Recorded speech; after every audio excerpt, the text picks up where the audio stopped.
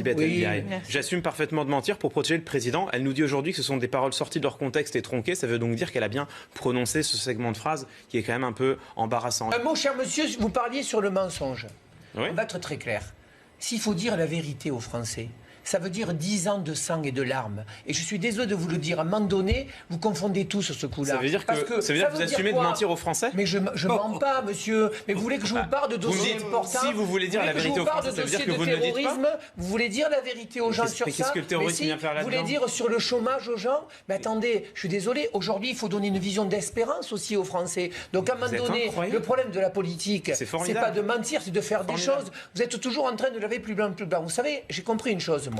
Les gens qui sont le plus transparents, à l'arrivée, c'est pas ceux-là qui sont transparents. Donc aujourd'hui, on a un gouvernement qui est renouvelé, on a cette personne qui a des choses à dire et à faire, et vous restez braqué sur un tweet. Je me réjouis au moins que la clarté soit faite. Vous venez d'expliquer que non seulement le mensonge ne vous choquait pas en politique, mais que de surcroît, il était justifiable quand il s'agissait de donner de l'espoir aux Français plutôt que de leur dire la vérité. Vous avez arrêté votre logiciel sur ça. Voilà, mais voilà, monsieur, on voit quel est votre logiciel précisément politique. Moi, je pense au contraire qu'il faut être transparent, qu'il faut dire la vérité. Oui. Et qu'avoir... Doucement à la transparence, c'est le début de la tyrannie. C'est incroyable.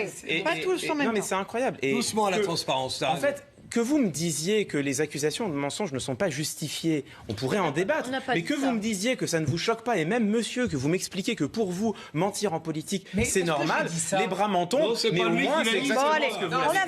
C'est exactement ce que vous avez dit, mais au moins on voit très bien l'image que vous faites de la fonction politique dans ce pays.